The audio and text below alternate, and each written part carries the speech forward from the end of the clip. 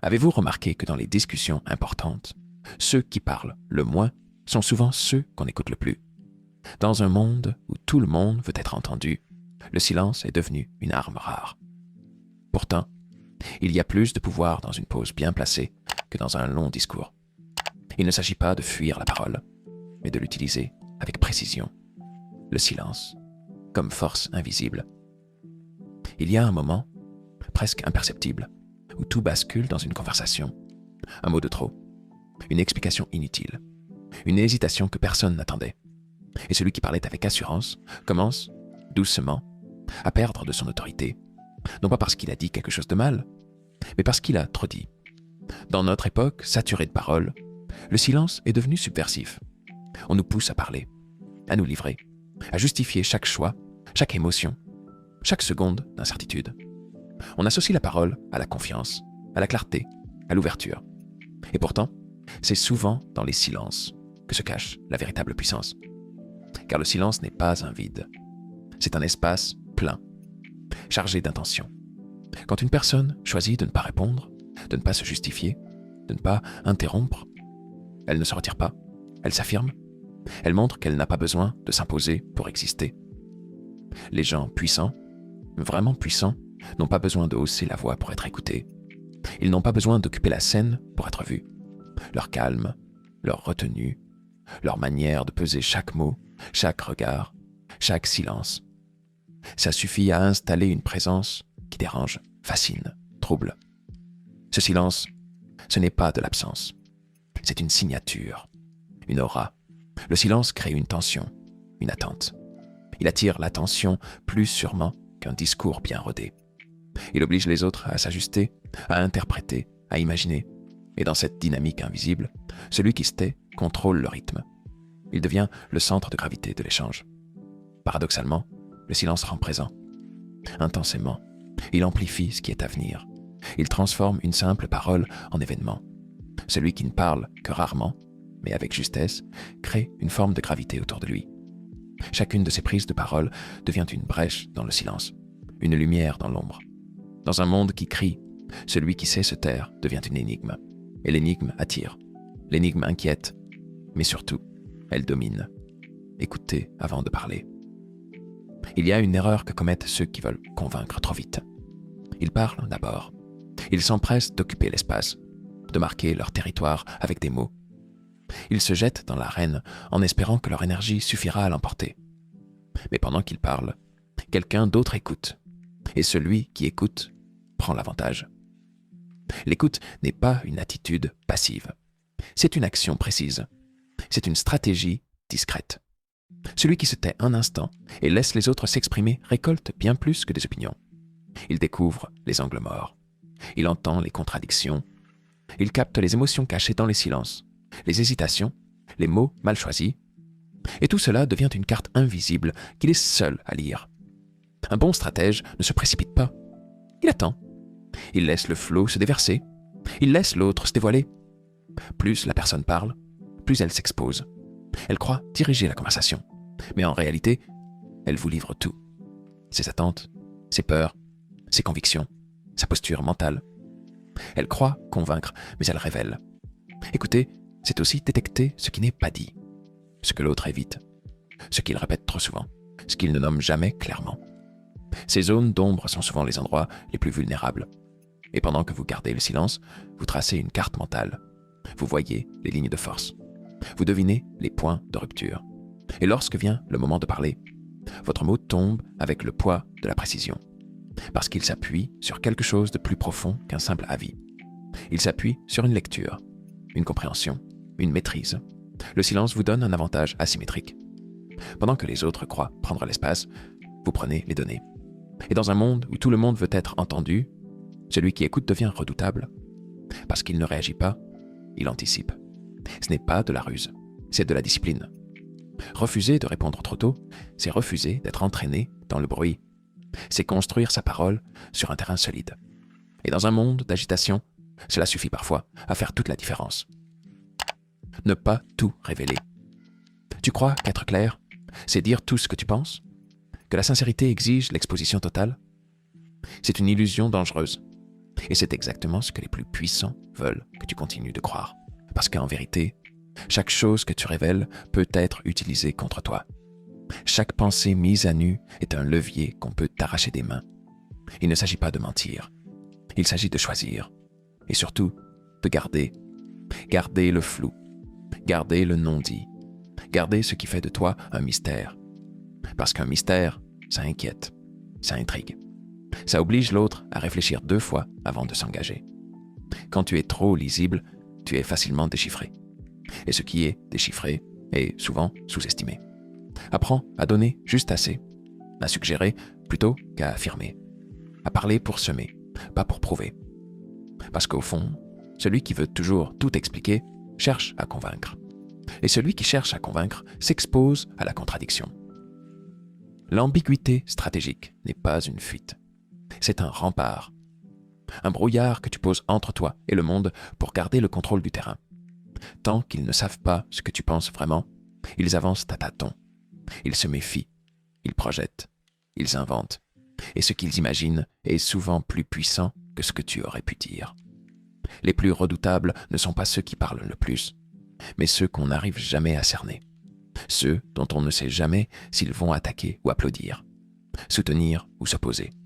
Ceux qui gardent leur cap flou, jusqu'à ce que les autres se soient trop avancés pour reculer. Dans un monde qui vous pousse à tout montrer, à tout dire, à tout partager. Ne pas tout révéler devient un acte de puissance, un acte de résistance, de maîtrise. Une façon de dire « je ne vous dois rien », pas même la clarté. Et pendant que les autres se vident à coups de vérité gratuite, toi, tu deviens ce que personne n'ose affronter. Un point d'interrogation impossible à contourner.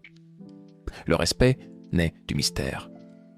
Il y a des gens qu'on écoute dès qu'ils ouvrent la bouche. Pas parce qu'ils parlent fort, pas parce qu'ils prennent la place, mais parce qu'ils ont compris une chose simple. Ce que vous ne montrez pas vaut souvent plus que ce que vous offrez.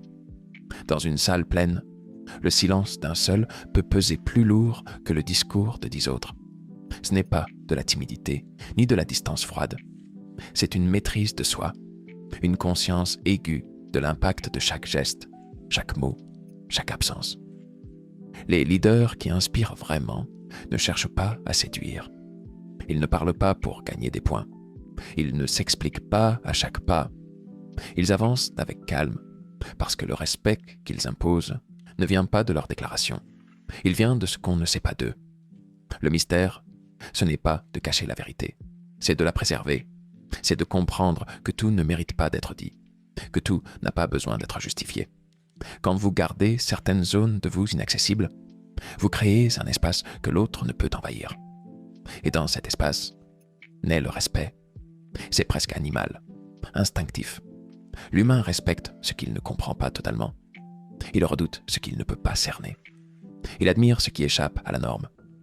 Et celui qui apprend à ne pas combler le silence, à ne pas répondre à chaque provocation, à ne pas expliquer chaque choix, devient autre. Il devient une figure, une présence, une énigme. Dans le mystère, il y a de la dignité, une noblesse tranquille, un genre d'autorité naturelle qui ne demande rien et n'a besoin de personne pour exister. Elle est là, elle s'impose, et elle ne s'achète pas. Elle se construit dans le temps par les silences assumés, les paroles choisies, les absences maîtrisées. Regarde bien autour de toi. Ceux que l'on respecte vraiment ne sont pas ceux qui se justifient. Ce sont ceux qui gardent leur cap, que tu ne vois pas réagir aux attaques, que tu ne comprends pas entièrement. Et c'est précisément ce mystère qui les élève au-dessus du reste. Utilisez le silence comme levier. Le silence n'est pas seulement un état. C'est un outil, une manette de contrôle, une arme qu'on apprend à manier quand on comprend que la parole, mal placée, fait souvent plus de mal que de bien. En négociation, un silence peut être un coup de massue invisible. Vous posez une question, vous laissez l'autre parler, puis vous vous taisez, vous le regardez. Vous ne comblez pas l'espace. Et soudain, le poids du vide change les rapports. L'autre se sent obligé de justifier, d'expliquer, de céder. Il s'avance plus qu'il ne devrait, uniquement pour briser ce silence qui le met mal à l'aise. Ce moment-là, vous ne l'avez pas provoqué avec un mot. Vous l'avez provoqué en ne disant rien. Face à une critique, le réflexe naturel, c'est de répondre, de corriger, de se défendre. Mais parfois, c'est exactement ce que l'autre attend. Il veut que vous réagissiez, que vous vous engagiez dans son terrain. Le silence, dans ces cas-là, n'est pas une fuite.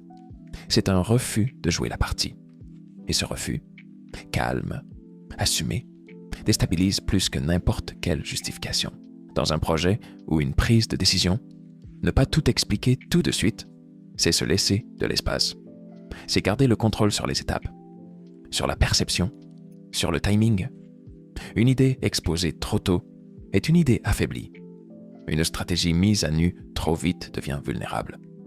Utiliser le silence, c'est accepter que le contrôle ne passe pas toujours par l'action visible.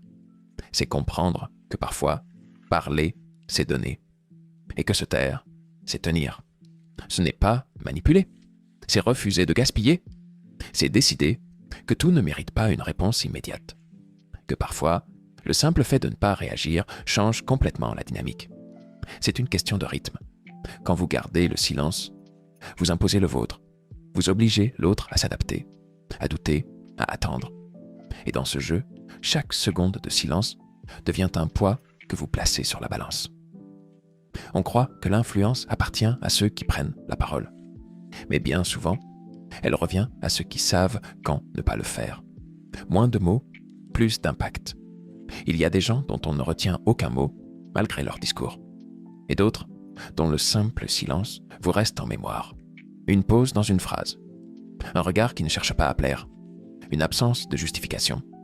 Une économie d'effort. Et pourtant, tout est dit. Ce n'est pas qu'ils ne savent pas parler. C'est qu'ils ont compris que chaque mot a un poids et que le trop-plein tue l'intention. Ils ne cherchent pas à remplir l'air. Ils cherchent à le sculpter avec parcimonie, avec précision. On pourrait croire que la parole construit l'influence, mais c'est l'absence de parole qui crée la tension. La densité, l'espace que l'autre ne peut ignorer. Le silence n'est pas un vide, il est une frontière. Et plus cette frontière est nette, plus elle commande le respect. Les mots trop nombreux perdent leur netteté. Ils deviennent une nappe floue, un bruit de fond. Mais celui qui parle peu transforme chaque phrase en lame. Chaque mot devient une décision, une direction, un message qui ne demande ni validation, ni écho. Il existe. Il suffit. Il ne s'agit pas de jouer un rôle. Il ne s'agit pas de se contenir artificiellement. Il s'agit d'écouter avant d'occuper, de choisir avant de céder, de parler avec la certitude que ce que l'on ne dit pas est aussi important, parfois plus, que ce que l'on exprime.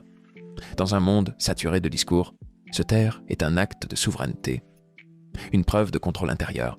Celui qui ne se précipite pas pour répondre, qui ne cherche pas à convaincre, qui ne comble pas chaque silence de mots, impose autre chose.